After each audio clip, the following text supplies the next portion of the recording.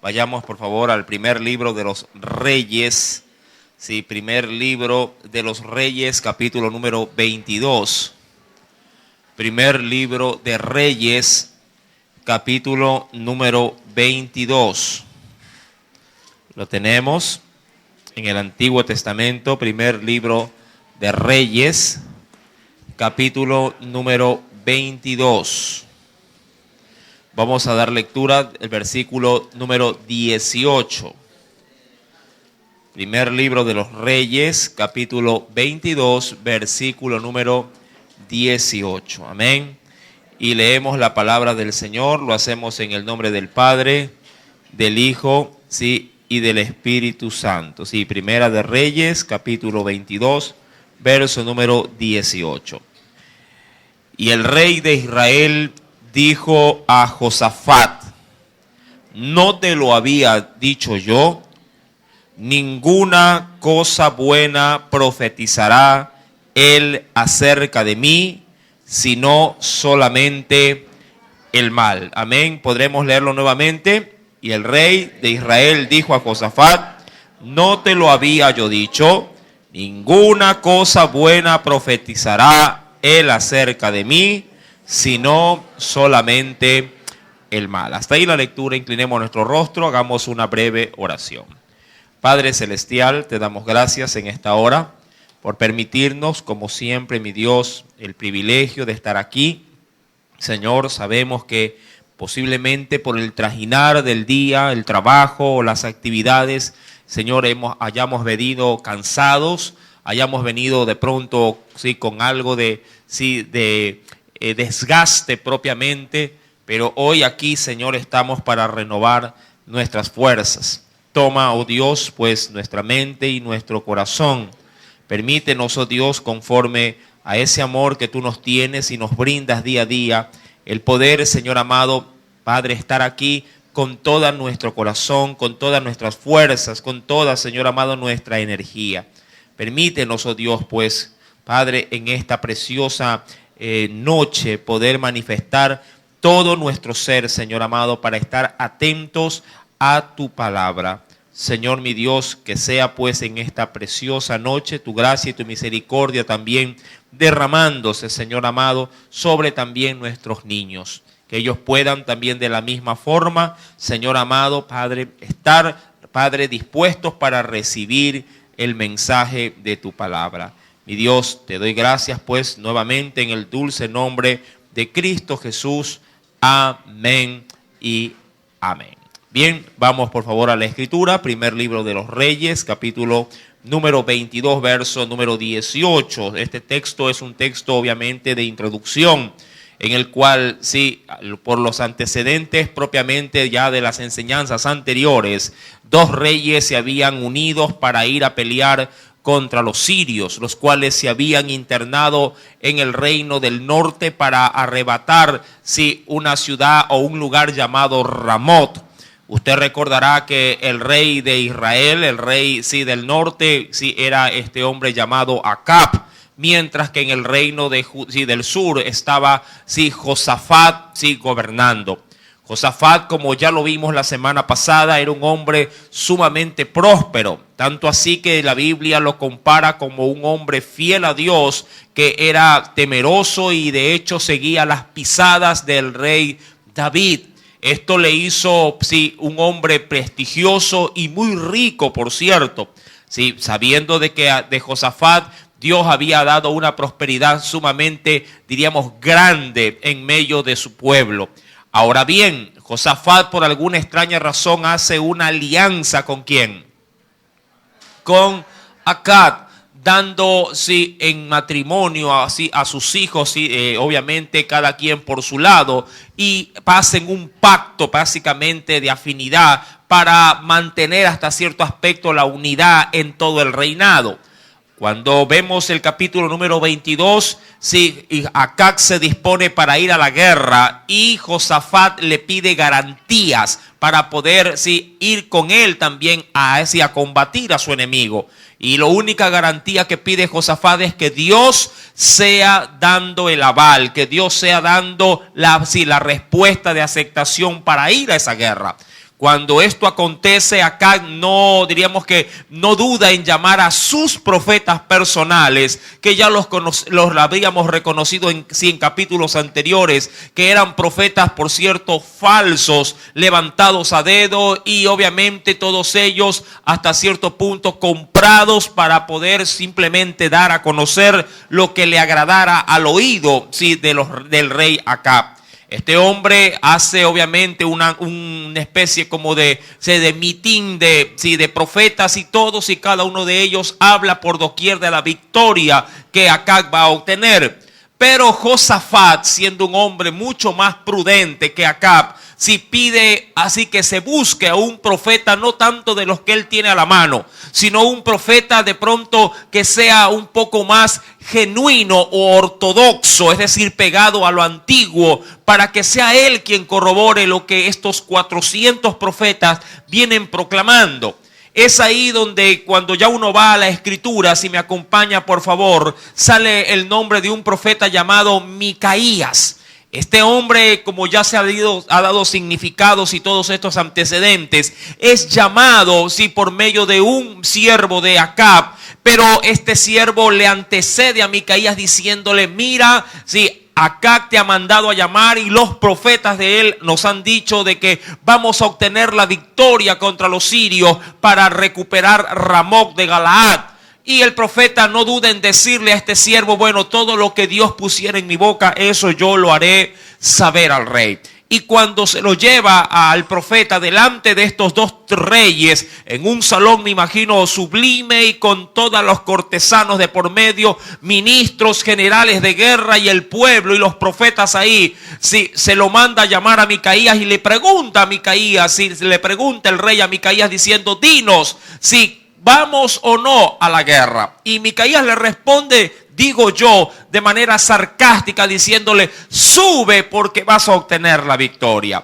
Acá, reconociendo de pronto el sarcasmo, le dice ya de manera mucho más directa: quiero que me digas la verdad, si de parte de Dios. Y es ahí donde obviamente Micaías le responderá en el versículo número 17. Micaías le dirá al rey: yo vi a todo Israel, verso 17, esparcido por los montes como ovejas que no tienen pastor. Y Jehová dijo: estos no tienen señor, vuélvase cada uno a su casa en paz. En pocas palabras, no va a haber victoria, al contrario, van a perder su líder, y el pueblo va a andar sin un pastor, sin alguien que los lidere. Esta expresión o esta palabra que venía de parte de Dios a través de los labios de Micaías molesta, estorba al rey Acab. Y es lo que se menciona en el versículo 18. Al parecer el rey Acab mira al rey Josafat y le dice, verso 18, si lo tiene, dice la escritura: no te lo había yo dicho, ninguna cosa buena profetizará él acerca de mí, sino solamente el mal. Ahora bien, eso hasta la enseñanza pasada, pero en la enseñanza del día de hoy, obviamente vamos a concentrarnos en otros aspectos propiamente ya en sí mismo de lo que va a acontecer con Acab y lo que va a acontecer con Josafat y la confrontación que se va a llevar a cabo. Cuando uno va en el versículo 19, Micaías no se quiere quedar básicamente con los argumentos de Acab, el cual hace obviamente notorio a Josafat. Si Micaías quiere dar la perspectiva global o total del por qué sus palabras siempre son de mal para con Acab. Y es ahí donde él argumenta desde el versículo 19 lo siguiente. Entonces el profeta le dice a los reyes: oye pues palabra de Jehová. Y ahí le declara algo que de pronto no escuchó de los otros 400 profetas. Y le dice: yo vi a Jehová sentado en su trono. Ahora, este inicio de relato que da Micaías, obviamente, trata de, hasta cierto punto, de ridiculizar a los otros profetas. Porque ver a Dios en su trono, ver sentado en su majestad al soberano del mundo, mi amado hermano, obviamente no era una visión para cualquier profeta. Era algo que solamente que los que habrían de obtener de Dios su favor, su gracia y su apertura es quienes podrían haber obtenido visiones de semejante magnitud. De hecho, si usted me lo pregunta a mí, en la Biblia poco o nada se saben de hombres que pudieron estar en visión, si tan cerca de la presencia de Dios. Ni el propio Moisés pudo llegar a ver cara a cara o frente a Dios. Tuvo que ser escondido en una peña para que Dios pasara y él pudiese considerar las espaldas de Dios. Hubieron profetas importantes que pudieron contemplar la gloria, no la presencia, pero sí la gloria de Dios. Uno de ellos es Isaías, por ejemplo. Otro vendría a ser el profeta también Ezequiel. Sí, Daniel, mi amado hermano, fue también uno de los profetas privilegiados donde se le pudo llegar a dar a conocer la gloria de Dios en su majestad. Pero nadie, obviamente, pudo llegar a verle cara a cara.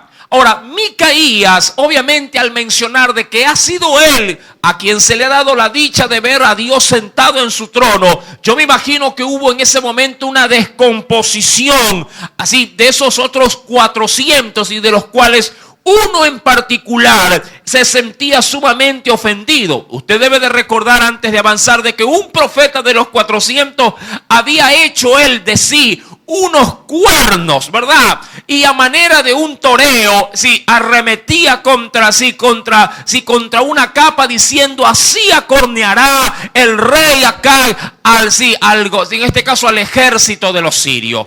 Ahora, en el versículo número 19 se nos dice: yo vi sentado a Jehová en su trono y todo el ejército de los cielos estaba junto a él, a su derecha y a su izquierda. Versículo número 20, léalo por favor.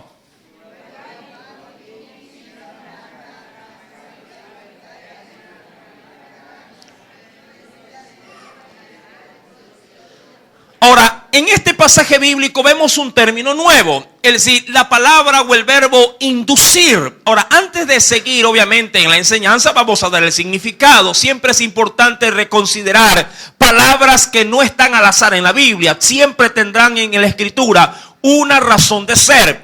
El término inducir implica influir en una persona para que realice una acción o piense del modo que se desea.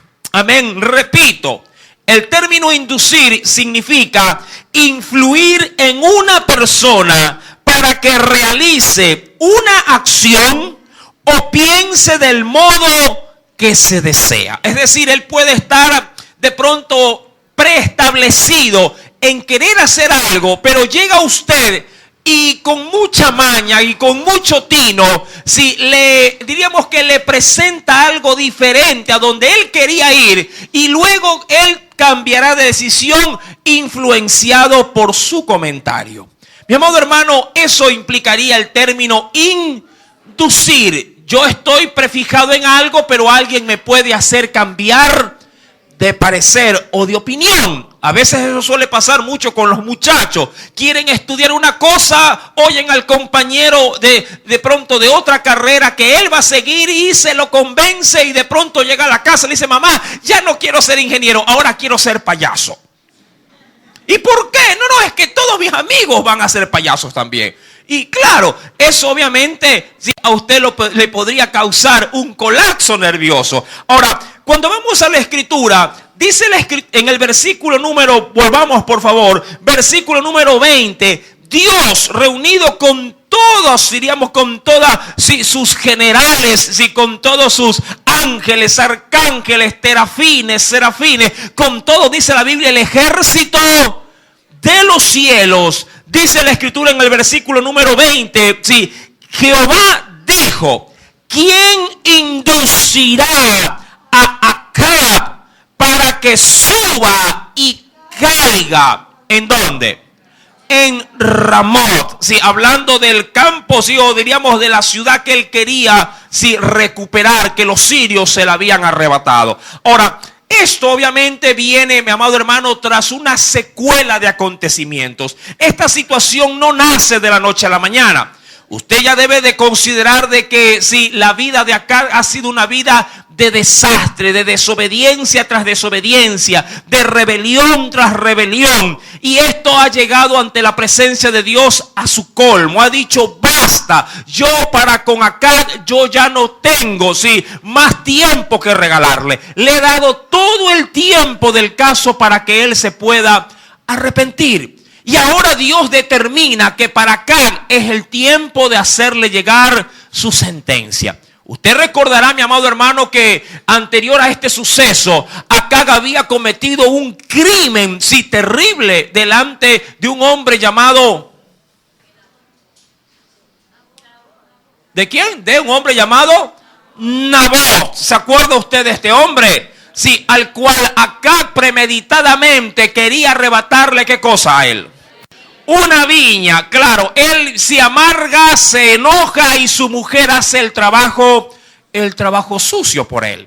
Y hace matar a Nabot y le arrebatan su viña y deshereda inclusive y mata hasta los hijos de este servidor de Dios. Ahora, Dios, mi amado hermano, bien pudo ahí quitarle la vida. Pero acá tiene un chispazo de humillación. Y busca a Dios, se humilla, se arrodilla, llora, se lamenta y Dios le perdona, sí, la vida. Dios le perdona de fulminarlo. Sí, por muy, diríamos, crítico que haya sido esta situación, Dios igual, mi amado hermano, reacciona ante el corazón de este hombre y lo perdona nuevamente. Pero ahora Dios ha considerado de que si Acab no va más. Y es ahí donde Dios le dice, o por lo menos hace saber en toda su corte celestial, quiero que alguien induzca ¿a quién? A Acab para que vaya ¿a dónde? A la guerra. Y esta situación obviamente conlleva la soberanía de Dios. Ahora, debemos de considerar, mi amado hermano, que en esa corte celestial, sí, la Biblia obviamente sí nos da ciertos antecedentes previos de qué podría ser. Cuando hablamos de la corte de los cielos, o como lo dice la Biblia, el ejército de los cielos, es tan solamente de ir de pronto a buscar allá en Job, capítulo 1, versículo 6, cómo Dios tiene, diríamos, dentro de esta diríamos, trascendencia celestial, tiene a sus súbditos a su servicio. Venga rapidito, por favor, al libro de Job, capítulo 1, solo como para dar la cita de esta referencia escritural. En el libro de Job, capítulo número 1. ¿Lo tiene? Dice la Biblia en el versículo número 6, por ejemplo. ¿Lo tiene ahí? Dice la escritura, un día vinieron a presentarse delante de Jehová, ¿quiénes? Los hijos de Dios. No se refiere de manera estricta a los seres humanos, aun cuando los seres humanos podríamos entrar en el escalafón de ser hijos de Dios. En aquel acontecimiento no se estaba realizando en la tierra, sino que se estaba llevando a cabo ¿en dónde? En los cielos. Eso ya lo estudiamos en su debido tiempo, con este estudio de Job. Que hay dos esos, uno en la tierra y otro en los cielos. Y este acontecimiento es en los cielos. Y ahí la Biblia determina que quienes se acercan a Dios son considerados sus hijos. Y esto obviamente porque todos son creación de Dios. Pero de manera muy peculiar y curiosa asiste también a ese suceso un ser llamado Satanás. Sí, pero vamos a dejar ese suceso aparte porque vuelvo y repito, ya lo hemos estudiado y nos debemos de concentrar en Reyes. Volviendo pues al libro de los Reyes, capítulo número 22, Dios pregunta en el cielo, ¿quién va a inducir a Acab para que suba y para que caiga en Ramot de Galaad? Y uno, hablando de todo ese vasto ejército, uno decía de una manera y otro decía de otra. Es decir, que no faltó qué cosa en el cielo ante la demanda de Dios. ¿Qué cosa no faltó? ¿Qué no faltó? Contradicciones, no faltó quien se dispusiera a cumplir esa orden. Eso es interesante. Dios, mi amado hermano, al igual que un día lo dijo David, que se le antojó beber agua del pozo de Jezreel, y uno de sus valientes dijo: no, tus deseos son órdenes para mí. Fue y mató a muchos filisteos y trajo agua de ese pozo y se lo llevó a David y dijo: bebe, mi señor. Y David dijo: no, este deseo a la verdad bien puede dañar mi corazón. Cogió ese vaso de agua y lo tiró o lo vertió en tierra y se la dedicó ¿a quién? A Dios. Ahora, ¿a dónde quiero llegar? Si en la tierra los hombres hacemos o podríamos llegar a hacer de todo para poder satisfacer un deseo a un ser humano como nosotros, ¿cuánto más no a quién? A Dios. Por aquí hay muchos maridos que cuando la esposa está en estado de gestación, ella por naturaleza suelen tener ¿qué cosa? Antojos. Pregunto, ¿qué esposo, qué buen marido no ha complacido a su mujer por un antojo? Uy, es que quiero una fundita con grosella. Sí, pero son las 2 de la mañana. No sé, pero quiero ahorita. Y el marido sale de pronto a buscar, y lo más curioso es que no encuentra tienda abierta, pero posiblemente encuentre una mata ¿de qué? De grosella. De pronto ahí sí coja un poco y diga: tenga, mi amor, aquí está, pero que el niño no nazca con la boca abierta. Tenga. Cosas curiosas. Ahora, mi amado, Dios tiene un deseo y quiere saber quién podría cumplir su deseo. Inducir a Acab para que sea obviamente destruido en el campo de batalla allá en Ramot. Y la Biblia dice que uno decía de una manera y otro planteaba de pronto la situación de otra. Y esto es curioso, porque esto me da a mí un antecedente allá en las alturas. Mi amado hermano, la gente tiene la capacidad, o diríamos los ejércitos de Dios tienen la capacidad de poder gestar sus propias ideas.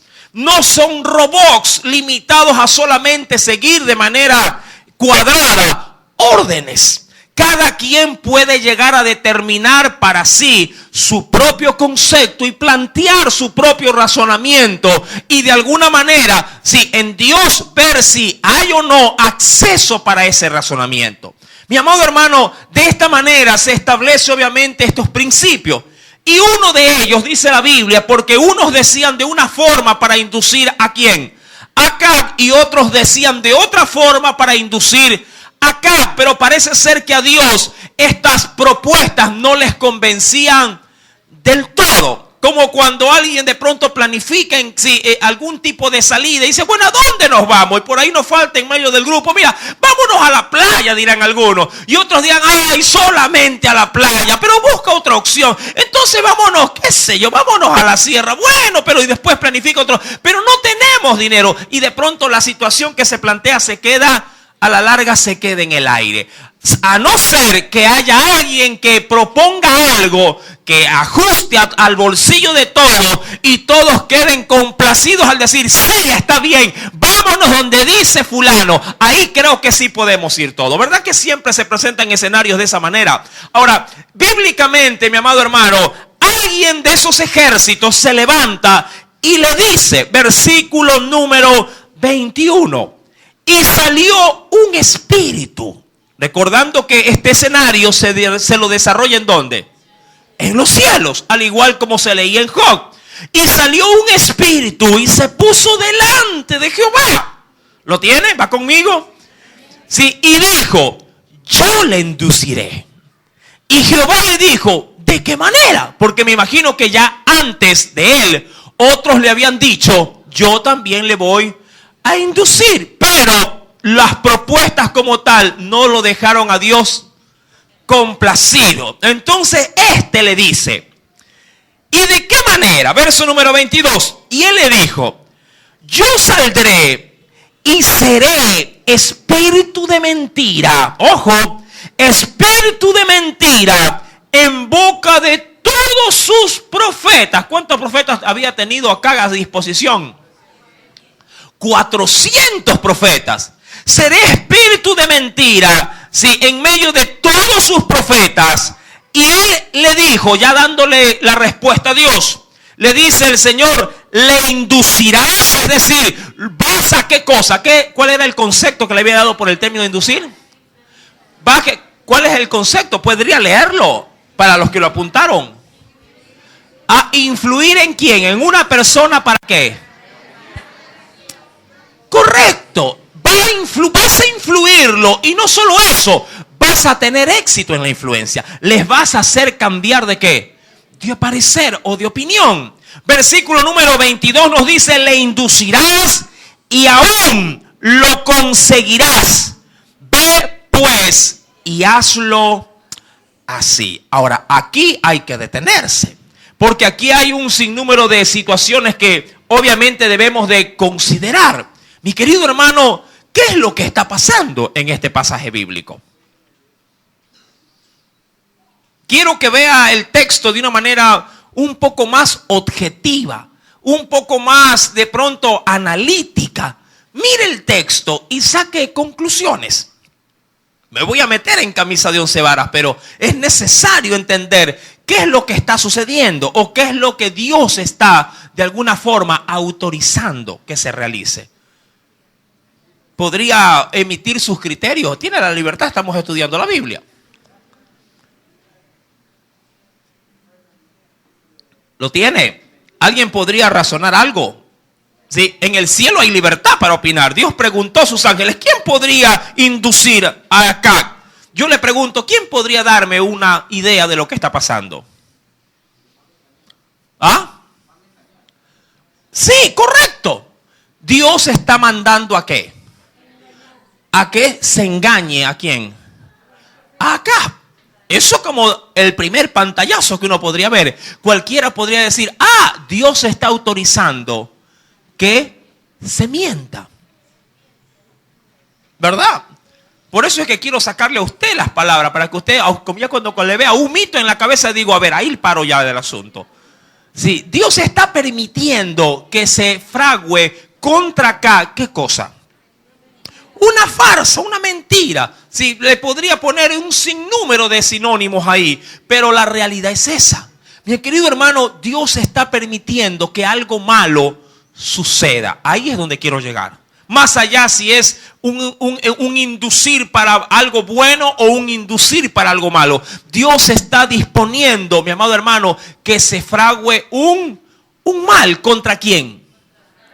Contra Acab. Ahora, este mismo escenario no es la primera vez que ocurre, le cuento. Ya había acontecido anteriormente con el texto que le di de referencia. ¿Con quién? Con Job. Con Job pasó algo muy semejante. Dios permitió ¿a quién? A Satanás, que sea él el que promueva un terrible mal en contra primeramente de todo lo que Job tenía y luego que se lo haga en contra de Job mismo. Mi amado hermano, obviamente que sucesos como estos para muchos de nosotros puede llegar a ser muy contradictorio, pero nos olvidamos de algo. Dios sabe lo que hace. Dios es soberano en las cosas que permite. Ahora, si usted lo toma de manera objetiva, analítica, usted va a decir, Dios es malo. Pero si usted lo toma como si lo que se presenta en la Biblia para la paga de nuestro pecado, Dios no está cometiendo ningún mal. Dios solamente va a dar, por medio de este planeamiento, va a darle la justa retribución al pecado de este hombre. Dirá cualquiera sin conocer el contexto. Ojo, sin conocer el contexto. Si yo como padre le digo a uno de mis hijos, mira, quiero que vayas el día de hoy a esperar a tu hermano, escondido en una esquina para ver qué hace. Y luego vienes y me dices. Pregunto, ¿cómo se ve esto? De manera objetiva. ¿Como que estoy haciendo algo bueno o algo malo? Diría cualquiera, lo manda a espiar, dirán los muchachos, lo manda a sapear. Lo verán mal. Pero amado hermano, si ese otro muchacho está en malos pasos y me lo informan, obviamente todo lo que he hecho tiene una razón de ser.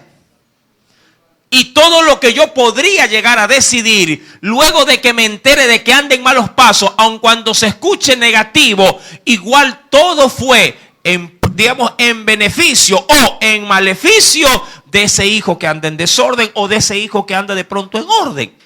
Mi amado hermano, ¿a dónde quiero llegar? Dios induce toda esta situación para darle lo que la Biblia ya nos enseña a nosotros, que la paga del pecado es muerte. Ahora, ¿cómo Dios lleva a cabo el proceso del castigo? Eso es otra cosa. ¿Cómo Dios fragua el asunto para poder darle acá su respectivo juicio? Eso ya es soberanía de Dios. Ahí yo no le podría decir, Señor, pero ¿por qué usaste esa vía? ¿Por qué simplemente no sacaste un rayo ahí y le cayó encima y lo partiste por la mitad? Y ya está, muerto acá. ¿Verdad? Cualquiera de nosotros dice, Señor, pero ¿para qué tanta situación? ¿Para qué tanto, tanta gente involucrada? Simplemente mándale un cáncer, ¿verdad? Que lo consuma un cáncer, eso sí, que lo haga sufrir y ahí va pagando todo el maldad de este hombre. A veces esta situación, mi amado hermano, se presenta diariamente en nuestro contexto de vida y decimos, pero mira, ese hombre es perverso, es malo y ni siquiera se enferma. Y yo te busco y ya me han detectado una enfermedad crónica. Mi amado, no es de nosotros poder cuestionar o poderle decir a Dios cómo Él debe de hacer las cosas. Eso le compete de manera exclusiva a Él. Él sabe qué métodos usa, a quiénes usa y cómo los pone a funcionar. Así como cuando Dios quiere obrar milagros también. Dios sabe cómo los obra, a quién usa, si utilizará la mano del médico, si lo hará de manera providencial Él mismo, sin que nadie estorbe en el proceso, o si simplemente la enfermedad vendrá y nos llevará y moriremos. Dios sabe cómo hace las cosas. Y Dios quiere en este suceso involucrar a los cielos. Porque debemos de considerar esto. Dios quiere que participen sus hijos. Usted dirá, no entiendo por qué tanto alboroto en el cielo para dar el castigo acá. De pronto Dios, digo yo, mi amado hermano, quiere prevenir algo en el cielo.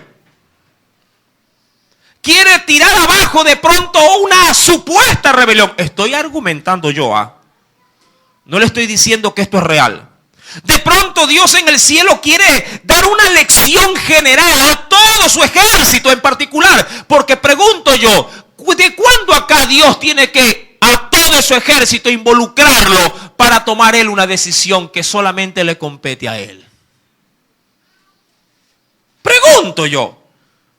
A no ser que usted desee que todos sus hijos sepan lo que va a hacer. Pregunto, ¿usted a veces hace saber a todos sus hijos todas las cosas que usted hace? No. A veces los hijos luego dicen, ¡ay, te lo tenías escondidito! ¿Sí? ¿Y qué? Soy yo, tu papá. Puedo hacer, sí, a sabiendas o a tus espaldas las cosas. Como cuando los muchachos preguntan, ¿para allá dónde te vas? Cuando a usted le da la gana, le dice a tal lugar. Y cuando no lo saben. ¿Verdad que es así? Y nosotros que somos terrenales, Dios en este suceso en particular quiere darle a conocer a todos sus planes. Y no solo eso, los involucra para que esos planes se lleven a cabo. Mi amado hermano, esto obviamente se reserva a Dios en su sola potestad. Ahora bien, debemos obviamente también reconocer que lo que Dios va a hacer tiene fundamentos bíblicos. Cuando uno va a la Escritura y voy a leer un texto en particular, acompáñeme por favor a la Escritura y veamos si algo referencial también. Dice la Biblia en el capítulo número, primera de Juan, capítulo número 4, verso 1.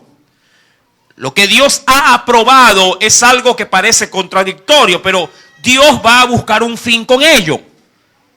¿Qué ha dicho? Si primera de Juan 4:1, y no pierda, quiero leer los textos de manera paralela. Capítulo, si de Reyes, capítulo 22, versículo número 23.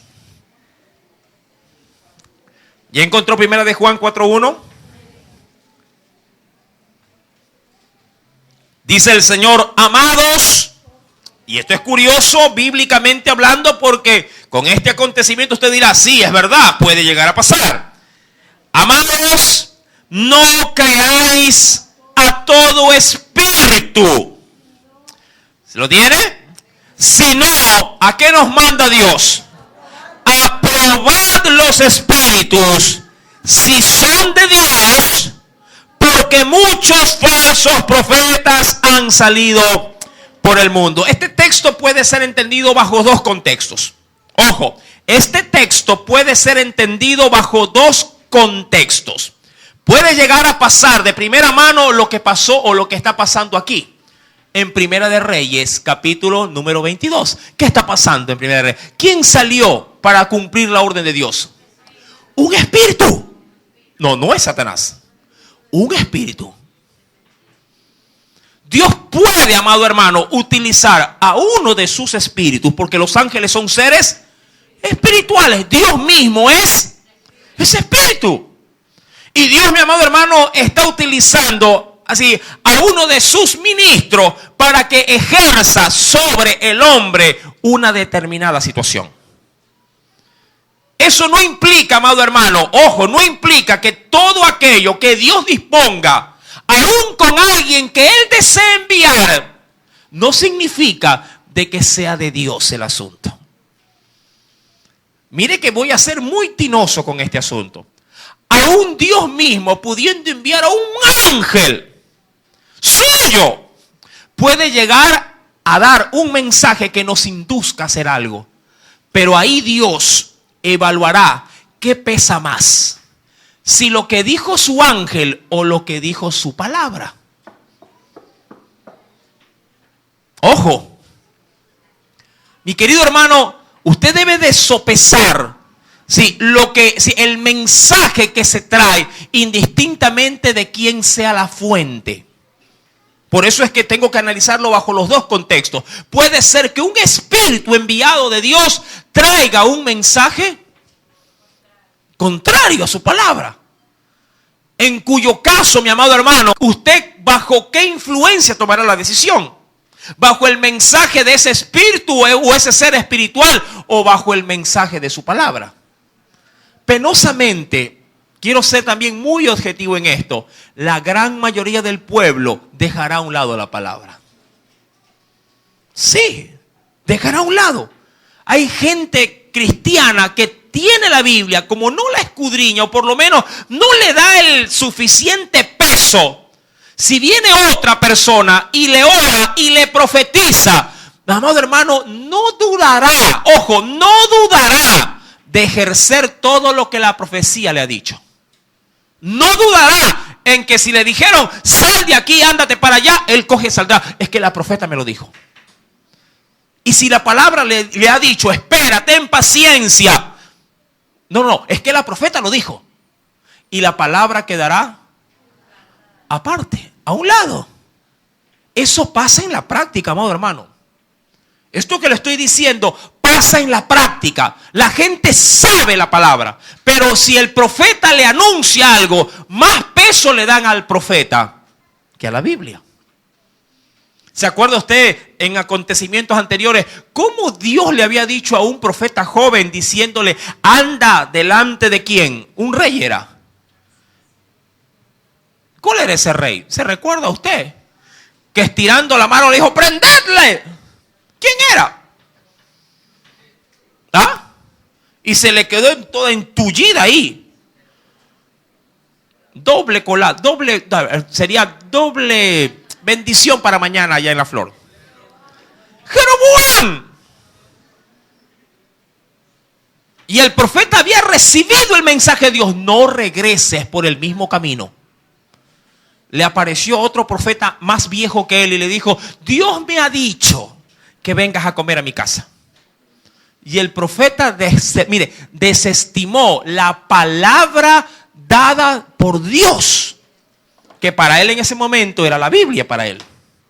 Para él la Biblia era, no regreses por el mismo camino. Esa era su Biblia en ese momento. No regreses por el mismo camino. Viene un profeta y le dice, Dios ha dicho que comas hoy en mi casa. Y le creyó al profeta. Comiendo vino el Espíritu de Dios revelándole al anciano, dile al profeta que por cuanto obedeció a tu voz y no a la mía, en el camino le comerá un león y lo matará. Mire, así de frágiles somos. Así de manipulados podemos ser. Es fácil ser inducidos. Ese es el tema, por cierto, que me olvidé de darlo. Sí, es fácil ser inducidos. El mundo nos induce día a día para podernos, de pronto ver inmiscuido en sus negocios. ¿Se acuerda usted cuando los padres de Jesús, desesperados cuando este era un pequeño, dijeron, ¿dónde está? ¿Dónde está? Y luego de buscarlo 3 días lo encontraron ¿en dónde? En el templo. ¿Verdad? Su respuesta fue muy fuera de lo normal que uno podría escuchar en una criatura. ¿Qué criatura usted le podría decir? Es que me conviene estar en los negocios de mi padre. ¿Y qué comió este? Álgebra. Fue una respuesta totalmente fuera del orden. Ojo, del orden natural del convivir de la gente.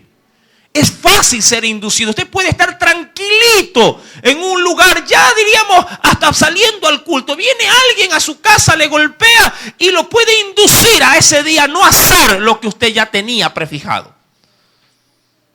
Qué fácil es poder ser a veces manipulado por otros. Usted a veces puede estar muy bien buscando de Dios o queriendo buscar de Dios y venir en ese momento alguien que le sople al oído y lo haga desenfocarse de sus planes. Y esto obviamente, amado hermano, puede ser, puede ser aún mismo autorizado ¿por quién? Por Dios. Para ver qué sopesa usted más. Para ver realmente qué es lo que a usted le maneja su vida. El entorno que lo induce o la palabra que lo transforma, que lo convierte. Hay un texto precioso porque en 1 de Juan capítulo número 1, recuerde, dice la escritura, versículo 1, Juan 4:1, amados, no creáis a todo espíritu. El primer contexto es, puede ser que alguien del cielo sea enviado y me dé un mensaje que me quiera inducir para una cosa, sino que Dios me manda, en cualquiera de los dos casos, me manda ¿qué cosa con esos espíritus? A probarlos. Ahora, ¿cómo yo puedo poner a prueba un mensaje de Dios? Su palabra. No tengo otra. Y en casos obviamente que se requieran, en oración para recibir convicción del mensaje. Usted no puede, amado hermano, tomar decisiones así porque sí, siendo un hijo o una hija de Dios. No, mi amor, vístete que hoy nos cambiamos de casa. Va, no fuimos, porque no sé, soñé que nos íbamos.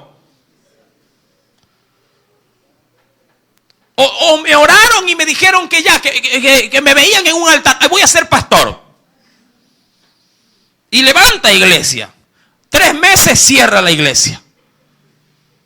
Mi amado hermano, dice la escritura, hay que probar los espíritus si son de Dios, porque muchos, y este es el segundo contexto, Dios no solamente puede usar espíritus para, de pronto ver de qué manera somos o no inducidos, sino que también pueden haber personas que se podrían denominar, como lo dice la Biblia, profetas, es decir, mensajeros terrenales, aparentemente de la palabra, que no está en la Biblia, sino palabras que ellos dicen que viene de parte de Dios. Ojo, un profeta tiene como particularidad, si es que se lo quiere ver bajo el marco ministerial de profeta en la actualidad, tendría que traer mensaje que no esté en la Biblia, pero que sea de Dios. El problema es que bíblicamente ya la profecía ha sido dada de inicio a fin. Y si hay algo que podría venir fuera de ese orden bíblico, debería simplemente encajar y ser avalado y respaldado y autorizado por la Biblia. Eso es como que los papás y la mamá den, diríamos, disposiciones tajantes a sus hijos. Mira, no sales, voy a salir y te dejo en casa y en casa te quiero encontrar. Viene el abuelo y le dice, mi amor, pues, le dice, ¿cómo está hoy a los tiempos? Y claro, pregunta el niño, abuelito, ¿puedo salir? Si salga nomás, mijito. ¿Qué está haciendo el abuelo? Desautorizando lo que para el niño fue su Biblia en ese momento. No sales. ¿Cuántas veces pasa lo mismo con nosotros? En el ámbito espiritual, Dios te ha dicho no lo hagas. Y viene alguien y te dice, hazlo nomás. Y te quedas obviamente con lo que te engancha, con lo que te prende. Ahora, ¿qué tanto cuidado hay que tener con esto? Si uno va al Antiguo Testamento, venga conmigo por favor, y veamos qué nos dice Deuteronomio capítulo 13. Mira lo peligroso que se puede tornar esto. Deuteronomio capítulo número 13. Dice el Señor, versículo número 1. De ahí la advertencia que Dios le da al pueblo en general. ¿Lo tiene? Libro de Deuteronomio, capítulo número 13. Dice el Señor, verso 1 en adelante, cuando se levantare en medio de ti, es decir, en medio de mi propia gente, sí, o de mi propio círculo, cuando se levantare en medio de ti profeta o soñador de sueños, porque hay quienes parecen almanaque. Si soñé en una serpiente, ese es el diablo. De una le dan la interpretación. ¿Sí? Dice, o soñador de sueños, y te anunciare señal o prodigio. Y aún más, mira, va más allá la Biblia. Y si se cumpliere la señal o el prodigio que él te anunció, porque eso básicamente es lo que entorpece o engaña a la gente. Pero si él me lo dijo todito, hermano. ¿Sí? Y uno determina, no, es que si me lo dijo y es real lo que me está pasando, usted automáticamente se encuadra y dice, ese hombre es de Dios.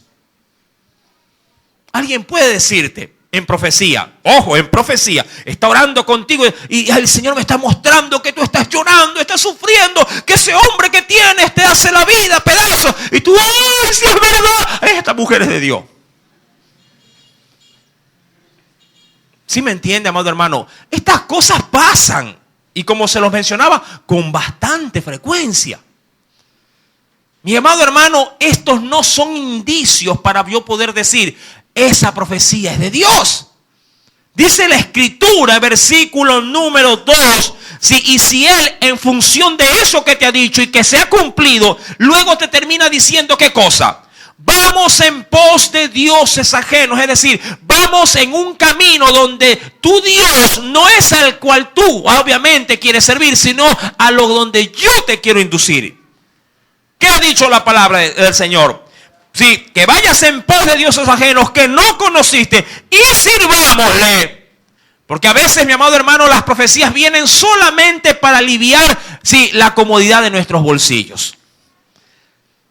Mucha gente oye a los profetas de la actualidad para poder obtener beneficios, o garantías económicas. Alguien puede llegar a orar y decir, el Señor me está diciendo que te va a prosperar y que ahora ha llegado el tiempo de que seas un hombre o una mujer grande. Pero eso sí, tienes que dedicarte a invertir en esto o en aquello. Y uno dice, entonces, pero yo paso esos tiempos en la iglesia. No, ahora el Señor te lo está diciendo. Y dejó de congregarse, dejó de orar, dejó de buscar de Dios y fue inducido a buscar lo que busca la gente, dinero. Y dice el verso número 3, lo primero que Dios te dice es, no darás oído. ¿Lo tiene? No darás oído a las palabras del tal profeta. Pero es profeta, sí, voy a hablar mal del profeta. No, eso Dios lo determina. Sea o no profeta de Dios, no es mi labor. Sí, el cuestionarlo, eso ya depende de quién. Eso es de Dios, Él con Dios. Decía un predicador, o dice un predicador en la actualidad, si yo no paso o no me desgasto, para poder hacer pedazos a un siervo o no de Dios. Mi labor es respetarlo, sea que Dios lo haya levantado o no, eso es problema de Él con Dios. Pero lo que sí debo de cuidar es que lo que Él me dice o lo que Él me enseñe encuadre o no dentro del canon bíblico. Dice, pues la Escritura: no darás oído a las palabras de tal profeta, ni al tal soñador de sueño, porque Jehová, este es el punto, Jehová vuestro Dios os está probando para saber si amáis a Jehová vuestro Dios con todo vuestro corazón y con toda vuestra alma. Y mira, y me da una alerta al final. En pos de Jehová vuestro Dios andaréis, y ojo, a Él temeréis, porque aquí viene un mal nuestro. Cuando el profeta, que no lo es, habla algo, dice algo y usted se aguanta, usted puede inclusive ser confrontado por ese profeta y decir: mira, si me desobedeces, a Dios estás desobedecido. Ay, no, yo quiero hacer lo que Dios quiere. Y en temor te obligas a hacer algo que tu Dios te ha dicho que no. ¿Sí me entiende? Volviendo al texto del relato original, Dios ha querido tomar a uno de sus servidores para enviar sobre Acab un mensaje. Y no solo esto, ha establecido previamente de que lo logrará. En el capítulo número 22 dice el versículo número 22 también, 22, Él le dijo: yo saldré, será espíritu de mentira en boca de todos sus profetas. Y Él le dijo: lo inducirás y aún lo conseguirás. Ve pues y hazlo así. Y ahora, he aquí Jehová ha puesto espíritu. Eso ya quien lo está diciendo de manera personalizada. Micaías, a los 400 profetas, a los reyes, y a toda la corte. Y ahora he aquí Jehová ha puesto espíritu de mentira en la boca de todos tus profetas. Y Jehová ha decretado el mal acerca de ti. Verso 24. Entonces, ¿se acuerda que un profeta había cogido unos cuernos y había estado haciendo de ole delante de todo, de toda la corte? Sedequías, ese era el profeta, hijo de Keniana, ¿qué hizo cuando escuchó esto?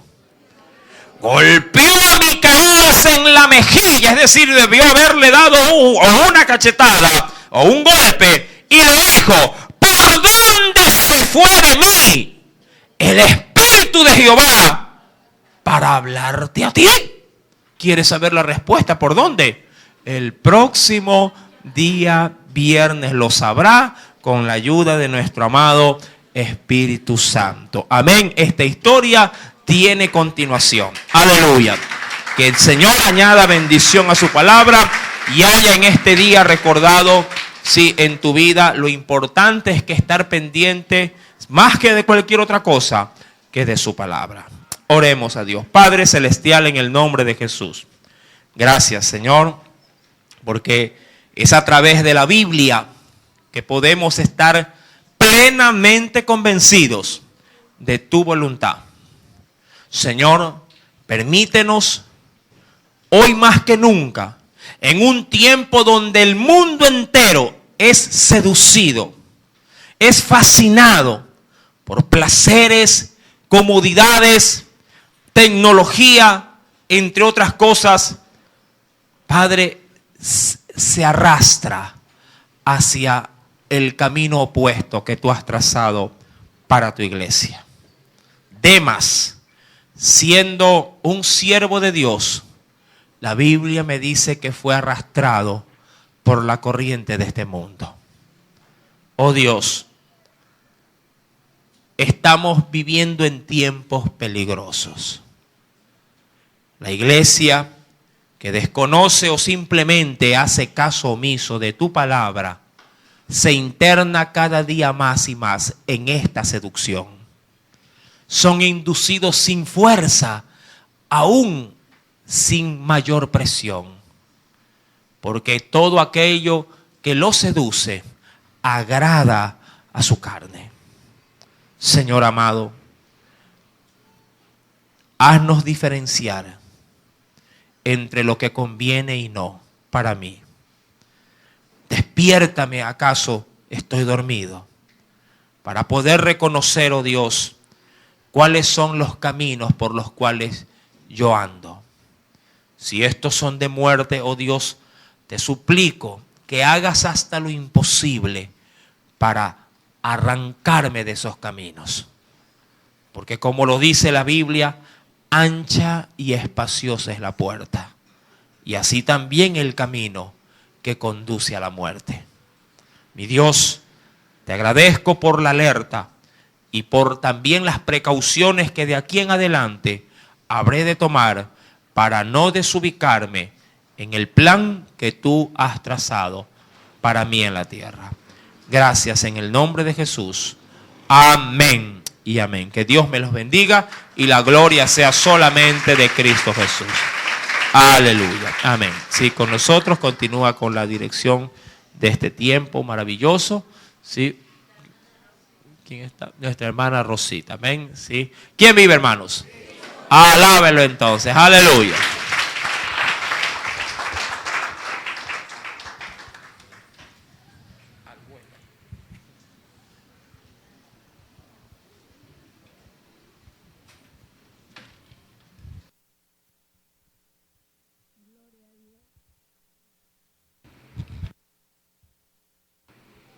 Gloria a Dios, mis hermanos, gloria al Señor.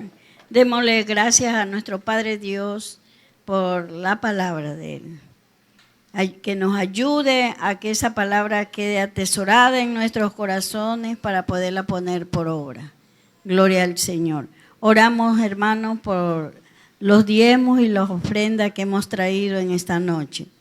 Padre, en el nombre de Jesús, gracias te damos, Señor, oh Dios, por su bendita palabra, Señor. Gracias porque usted nos alerta a través de su palabra, Señor amado, cómo debemos conducirnos, Padre, en este camino. Gracias te damos, mi Rey amado. Ahora te pido que bendiga las manos que van a ofrendar, aquellos que van a diezmar, Señor amado. Sea usted multiplicando, Señor, lo que queda en ellos, Padre de la gloria, que ellos puedan ver que amamos a un Dios vivo, a un Dios bueno, a un Dios proveedor, mi Dios querido. Oh Santo de Israel, te pido que los bendigas. Señor amado, multiplique esos diezmos, multiplique esas ofrendas, Padre querido. En el nombre de Jesús de Nazaret te lo pedimos y te damos gracias, mi Señor. Amén, amén y amén. Gloria a Dios. Gloria al Señor.